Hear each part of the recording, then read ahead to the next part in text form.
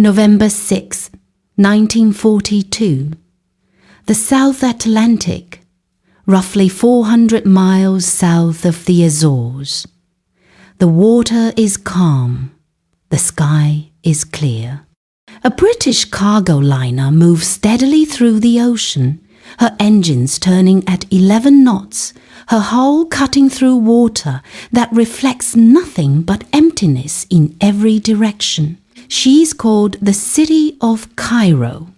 On board are 311 people, passengers, crew, military personnel. Most of them will not survive the next 2 hours. But this is not a story about a single explosion. It is not about heroism or tragedy framed in the language of wartime sacrifice. This is a story about what was beneath the surface, what the ship carried, what it represented, and why, decades later, men would return to the wreckage not to honor the dead, but to pull something else from the deep. The city of Cairo was built in 1915 during the height of the First World War. She was launched by the Earl's Shipbuilding and Engineering Company in Hull, England, a cargo and passenger liner designed for the India run, Bombay, Karachi, Calcutta, the routes that fed the empire. She was not a grand ship, not a luxury liner in the tradition of the Olympic class or the great transatlantic vessels. She was functional, reliable, built to carry goods and people across long distances in reasonable comfort. Her passenger capacity was modest. Her holds were large. For 2 decades, she served without incident. Through the 20s and 30s, she carried cotton, tea, jute machinery.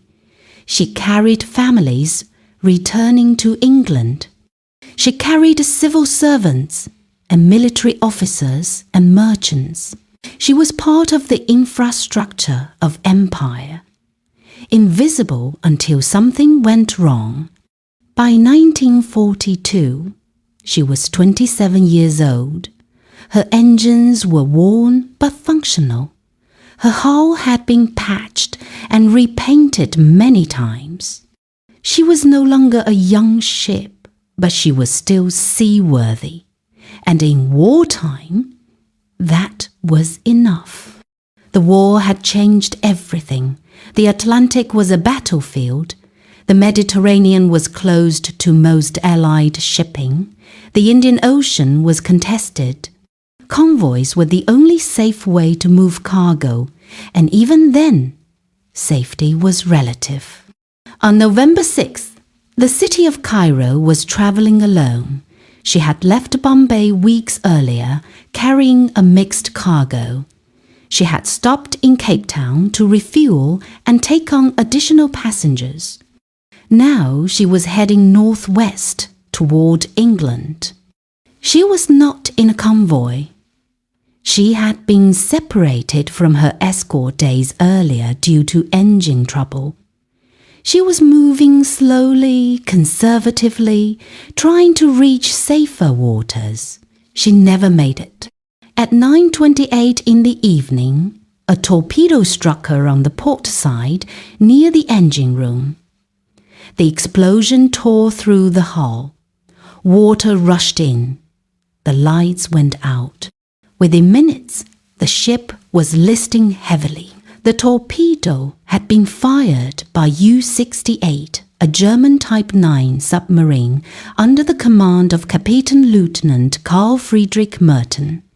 The U-boat had been tracking the city of Cairo for hours, waiting for the right moment. After the first torpedo hit, Merton surfaced. He watched the ship through his periscope. She was sinking, but slowly. Lifeboats were being launched. People were jumping into the water. 40 minutes later, he fired a second torpedo. This one hit near the bow. The city of Cairo began to sink rapidly. Within 20 minutes, she was gone. 311 people had been on board. 104 died in the sinking or in the hours that followed. The rest were spread across 6 lifeboats and several rafts, adrift in the South Atlantic with no land within hundreds of miles. What happened next is a separate horror, a slow, drawn-out catastrophe that unfolded over weeks. The lifeboats drifted, some stayed together, others separated in the night. Supplies were limited, water ran out, rations were stretched beyond reason, the sun beat down during the day. The cold crept in at night. One boat, carrying 54 people, drifted for 51 days. 51 days! By the time it was found by a Spanish ship off the coast of West Africa, only 2 men were still alive. 52 had died from dehydration, starvation, exposure. Another boat was picked up after 13 days. Another after 16.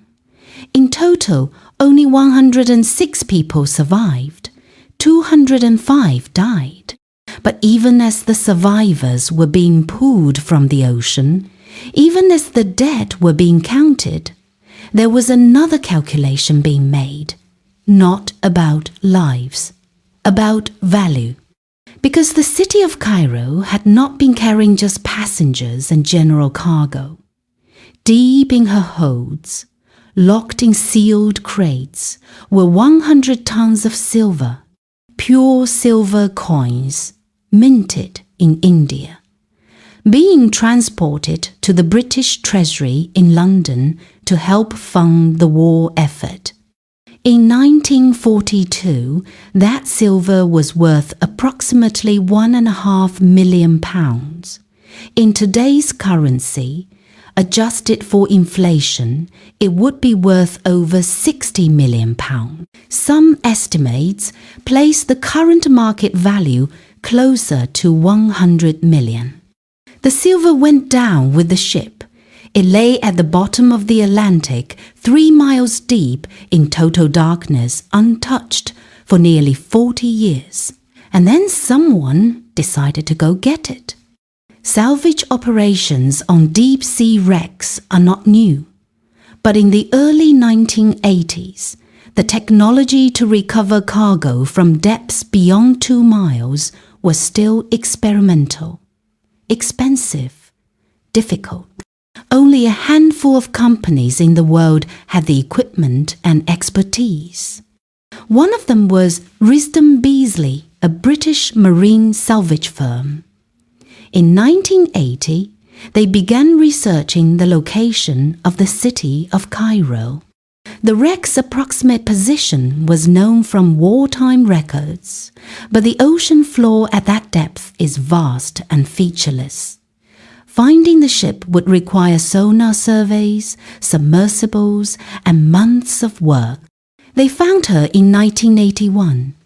She was lying on her side, her hull cracked open, her structure collapsing under the pressure. The silver was still inside. The recovery operation took years. Remote-operated vehicles were used to cut through the wreckage and extract the crates.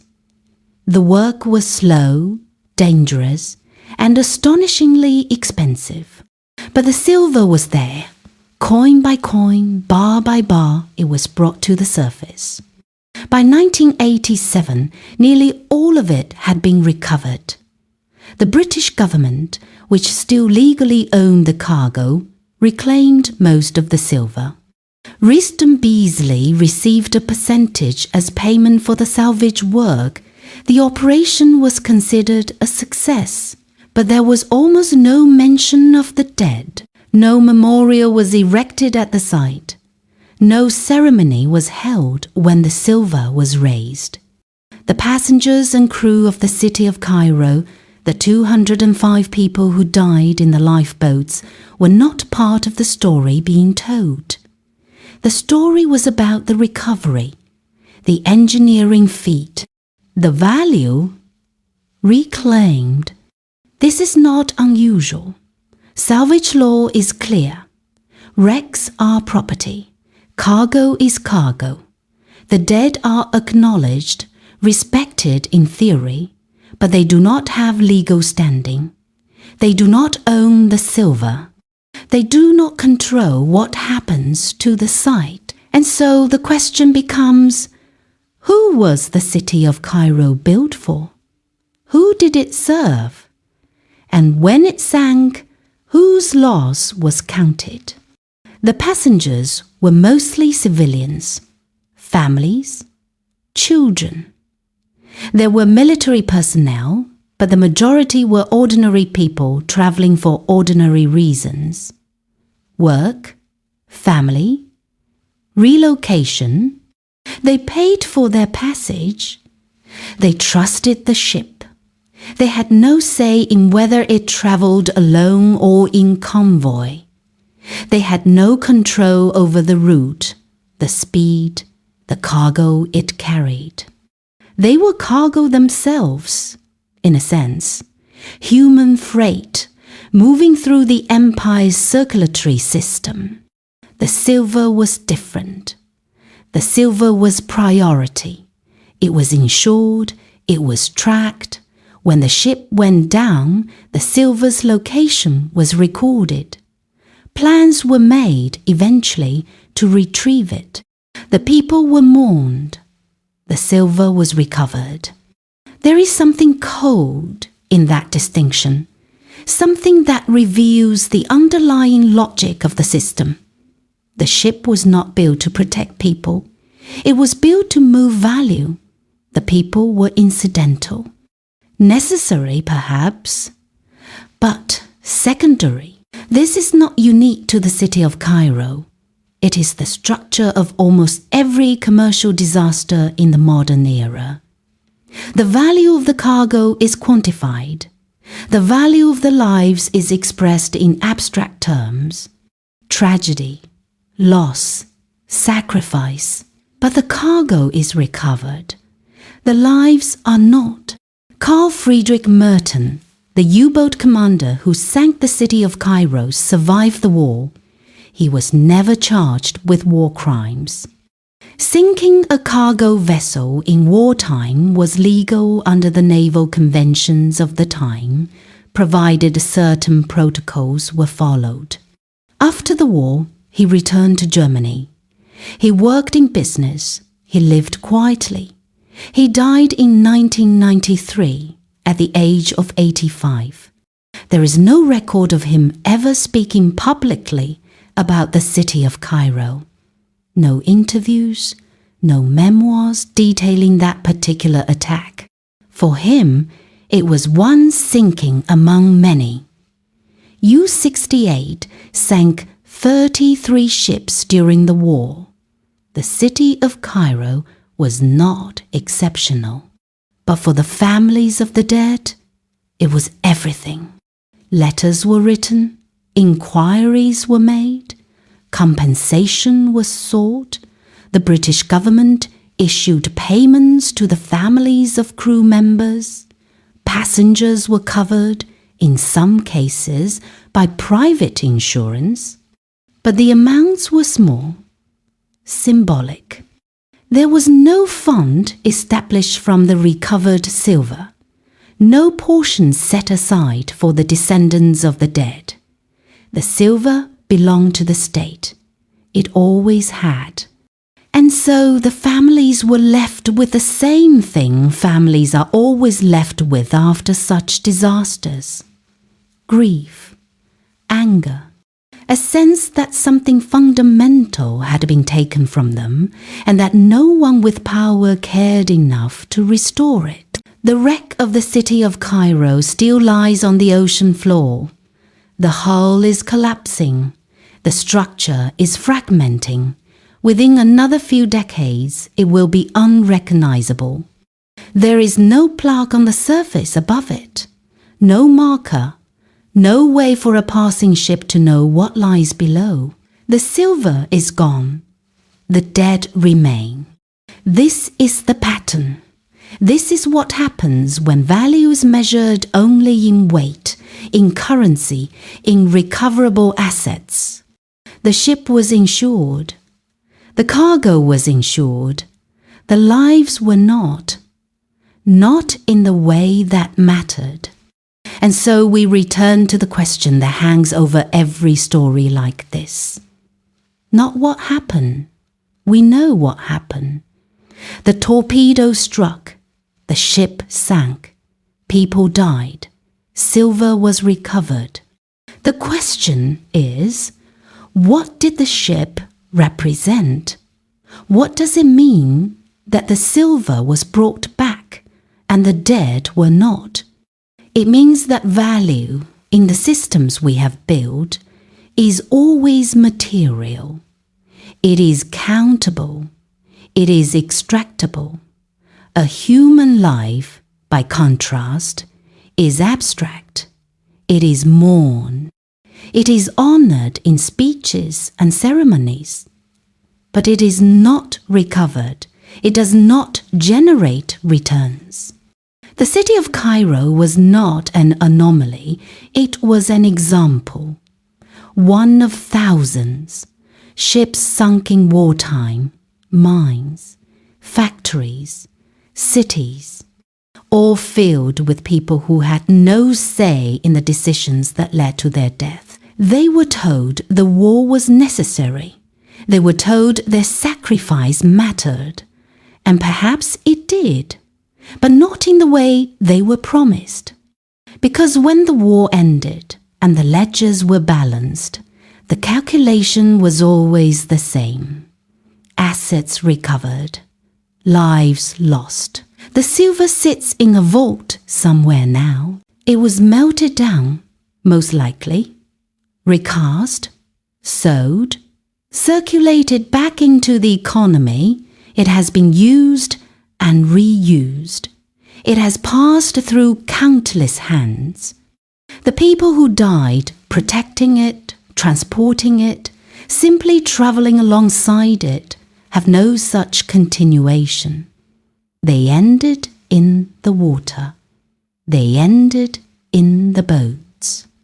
They were buried at sea or never recovered at all. And the ship that carried them, the city of Cairo, built in 1915 to serve an empire that no longer exists, rots quietly in the dark 3 miles below the surface, where no light reaches and no one will ever see it again, except perhaps in stories like this one. Stories that ask not what was lost, but what was saved, and why, and for whom. Because the answer to that question is the answer to almost everything.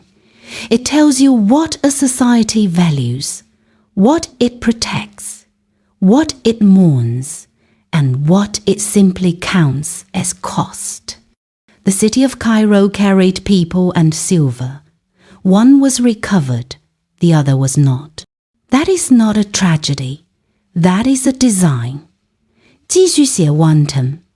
4 a.m. and understanding that design is what allows us to see clearly, not just this ship, not just this war, but the entire architecture of value that has governed human movement, human labor, human life for centuries. The city of Cairo was 27 years old when she sank. In human terms, that would be young. But for a working ship, it was middle-aged. She had crossed the Indian Ocean hundreds of times. She had weathered storms, mechanical failures, the slow degradation that comes from constant use. She had been maintained, but never luxuriously, patched rather than rebuilt, kept functional rather than pristine. This is important because it reveals something about how infrastructure is treated when it serves the movement of goods rather than the comfort of elites. The great luxury liners of the same era, The ships that carried the wealthy across the Atlantic were maintained like palaces. Their interiors were refreshed constantly. Their engines were overhauled regularly. They were showpieces, symbols of national pride and corporate power. The city of Cairo was none of those things. She was a workhorse, and workhorses are kept running until they can't run anymore. By 1942, the British merchant fleet was stretched desperately thin. Ships were being sunk faster than they could be replaced. Every vessel that could still float was pressed into service, regardless of age or condition. The city of Cairo should have been in a convoy.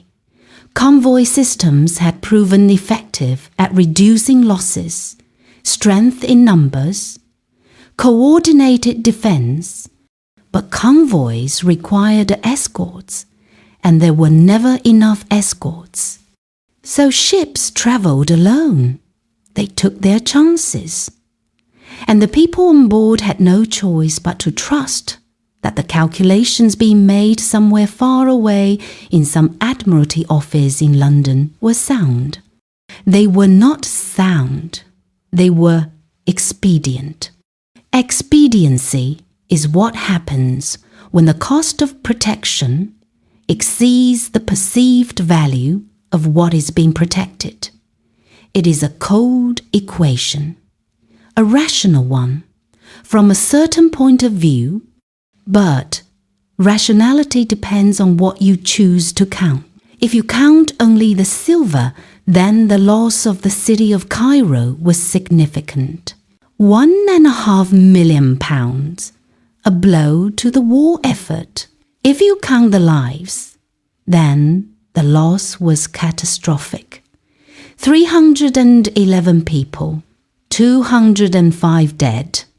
But the silver could be recovered. The lives could not. And so, over time, the focus shifted. The ship became known not for the people it carried, but for the cargo in its hold. This is how memory works in systems built on extraction. The extractable is remembered. The rest fades. When Riston Beasley recovered the silver in the 1980s, the operation was covered extensively in the press. It was framed as a triumph of technology, a feat of engineering. The value recovered was emphasized repeatedly. There were a few articles that mentioned the dead, brief paragraphs, acknowledgements, but they were secondary, context, rather than focus. No survivors were interviewed for those articles. By the 1980s, most of them were dead. The few who remained were elderly, scattered, unlikely to speak publicly. Their children might have spoken, their grandchildren, but they were not asked because the story was not about them. It never had been. The story was about the silver, and the silver, unlike the people, could be quantified, photographed, held, sold. There is a violence in this. Not the violence of the torpedo, though that was real, but a different kind. The violence of being erased, of having your death transformed into a footnote in someone else's triumph. The crew of the city of Cairo were not volunteers. They were working men, sailors, engineers, stewards. They took the job because they needed the money, because it was what they knew how to do, because in wartime there were not many other options. They were paid wages. Not much. Enough to support a family, if they were careful.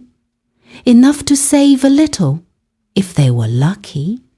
When the ship sank, their wages stopped. Their families received some compensation, as I said, but not enough to replace a lifetime of income, not enough to restore what was lost. The passengers were different. Some were wealthy, some were middle class, some were refugees fleeing the advance of Japanese forces in Asia. They had paid for passage. They expected a certain level of safety. They received none. Children were on board, at least 30, some as young as 2 years old. They are not named in most accounts. They are listed as part of the total: children, passengers, lost. When the lifeboats drifted, it was the children who died first. They could not endure the dehydration, the exposure. Their small bodies gave out. The adults had to watch, had to hold them, had to eventually let them go. There are no photographs of this, no recordings, only the testimony of the survivors, recorded in official reports, clinical and brief. 51 days in a lifeboat, 54 people reduced to 2. Try to imagine that. Try to imagine watching 52 people die slowly, one by one, day after day. And then imagine that 40 years later, the story told about your ship is a story about silver. This is not cruelty, not intentional. It is something worse. It is indifference, the simple, structural indifference of systems that value things over people. And it is not limited to wartime. It is everywhere. In the factories where goods are made by people paid less than they need to survive. In the supply chains that stretch across oceans, built on labor so cheap it is almost invisible. In the cruise ships and cargo vessels that still cross the same waters today, carrying tourists and electronics and grain, crewed by workers from countries where wages are low and regulations are weak, the city of Cairo is not an outlier. It is a template. The ship sinks. The people die. The cargo is recovered. The system continues. And the question we are left with is not whether this is tragic. Of course it is tragic. The question is whether it is necessary. Is it necessary for value to be measured only in material terms? Is it necessary for human life to be treated as an operational cost? Is it necessary for recovery efforts to focus on silver rather than memory? The answer from within the system is yes. Because the system is built to extract, to quantify, to maximize returns. But the answer from outside the system is no. Because the system is not natural. It is not inevitable. It was built by people. It can be changed by people. The city of Cairo lies on the ocean floor. The silver is gone. The dead are gone. What remains is the question. What do we value? What do we protect? And when we are forced to choose whose lives are counted as worth saving and whose are simply counted as lost, these are not rhetorical questions. They are answered every day in policy decisions, in budget allocations, in corporate strategies. They are answered when a ship is sent to sea without an escort, when a building is constructed with substandard materials, when a factory is kept running despite safety violations. They are answered in the choice to recover silver, but not to build a memorial, to celebrate the engineering feat, but not to name the dead. The city of Cairo is 70 miles from nowhere, lying in darkness, visited only by remote cameras and robotic arms searching for the last remnants of value. There is no one there to mourn, no one to remember. Just the slow, silent collapse of metal and wood and bone, all becoming sediment, all returning to the earth. But we are here, and we can remember, we can choose what the story is about. We can say that the city of Cairo was not just a ship that carried silver. It was a ship that carried lives, 311 of them, each one complete, each one deserving of more than a footnote. We can say that the 51 days in the lifeboat matter more than the 40 years until recovery, that the children who died of thirst matter more than the coins pulled from the wreck. We can say that value is not only what can be extracted, it is also what cannot. The irreplaceable, the unmeasurable, the human. And we can ask, finally, what it means to live in a world where these things must be said, where the value of a life is not assumed, but argued for, defended, proven. The city of Cairo was built in 1915. She served for 27 years. She carried thousands of people safely across the Indian Ocean. And then, on one November night in 1942, she was destroyed. 205 people died. 106 survived. 100 tons of silver was recovered. That is the story. Those are the facts. What we do with them is up to us. We can treat them as history, distant, concluded, irrelevant to the present, or we can treat them as evidence, proof of a pattern, a warning. Because the same logic that sent the city of Cairo to sea without an escort is still operating today. The same calculations, the same trade-offs, lives against costs, safety against profit. The ships are different now, the cargo is different, but the structure remains. And until we decide collectively to value people as much as we value things, the pattern will continue. The wrecks will accumulate. The dead will be mourned briefly and then forgotten. And the salvage operations will focus always on what can be recovered, not who, what. The city of Cairo is gone. The people are gone. The silver was brought back.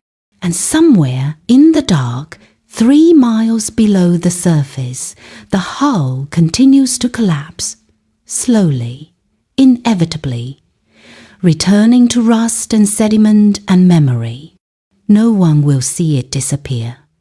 No one will mark the moment when the last recognizable piece finally dissolves. It will simply cease to be, the way the people cease to be, suddenly, completely, without witness. Except for this, these words, this accounting, the city of Cairo. November 6, 1942, 311 souls, 205 lost. Remembered now, not for what they carried, but for who they were. Human, irreplaceable, gone. That is the story. That is the truth. And it is worth more than silver.